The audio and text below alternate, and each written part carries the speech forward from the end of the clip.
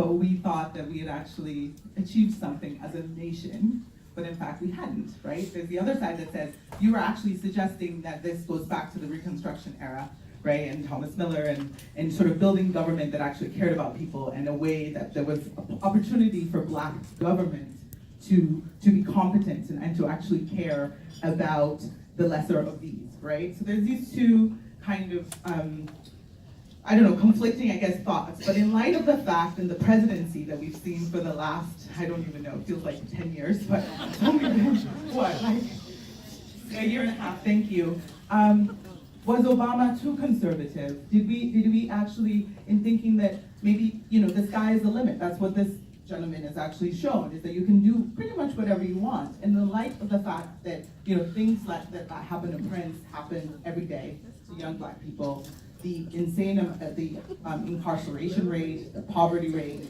the fact that as Black people, this country essentially requires that we remain an underclass and then put in everything to ensure that that continues to be the case. Was Obama perhaps not in fact a president for us, right? But in fact to support white supremacy and ensure that the system continues. And Trump just shows, what, in fact, this is what a presidency looks like. I can do whatever I want. And we were just under Obama.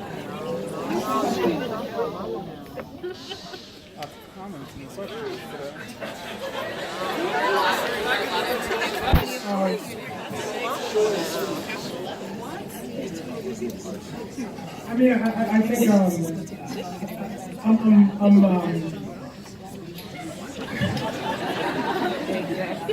I think, like, to truly answer that question, I think it helps to not answer it in the abstract.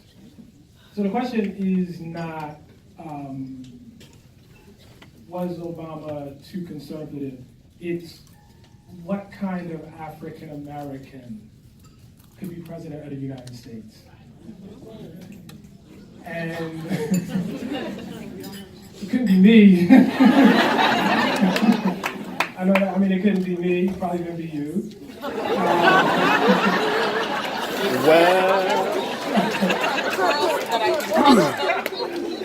So then you have to ask yourself, what is the value of having, was there any value in having a Black president, okay?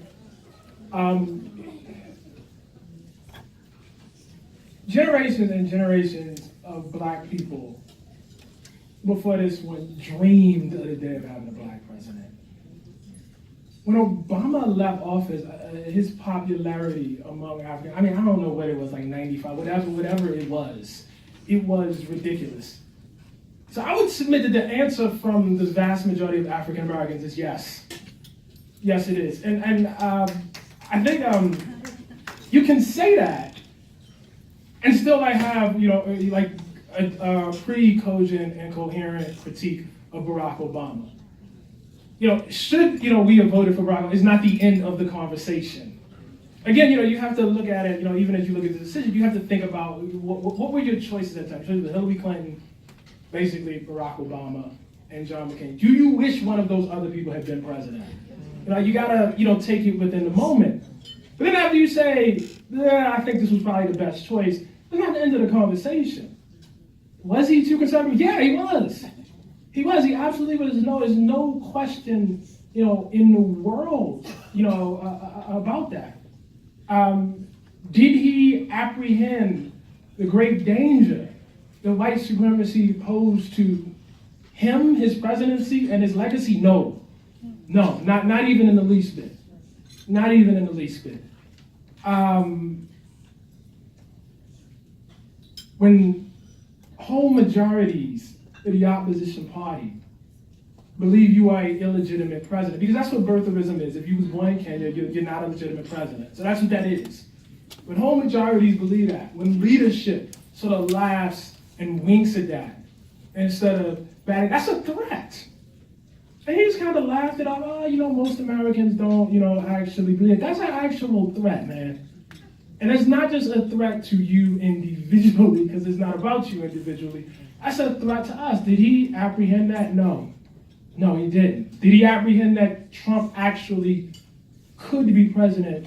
No, he didn't. Listen, I think you could talk to a lot of Black folks, pre-election, and if you ask them, do you think Trump is going to win? They would say, no, I don't think he's going to win, but I wouldn't be shocked if he did. It accords with American history that he would win. It's not outside of American history. You alluded to like some of the misinterpretations or interpretations, however people want to see it, of the book. I'm just going to say misinterpretations because the title of the book is "We Were 8 Years in Power," and then directly under that it says "An American Tragedy." It's on the cover. You're usually not lauding something when you say "an American tragedy."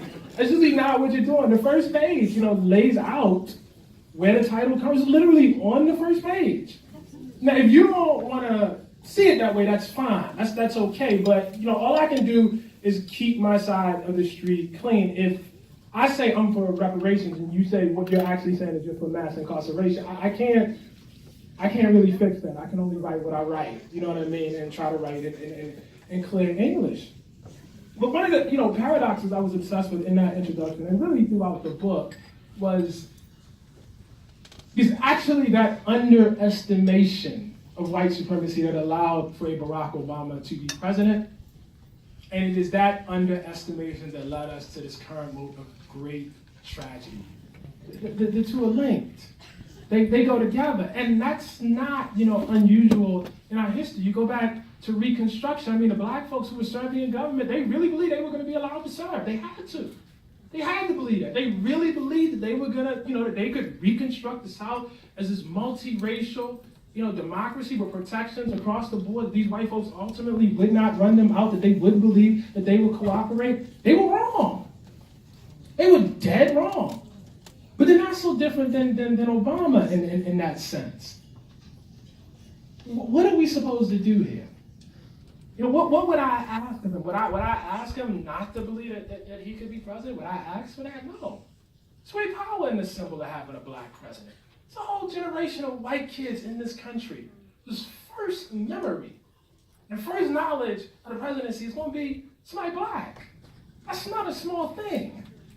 That's not a small thing at all.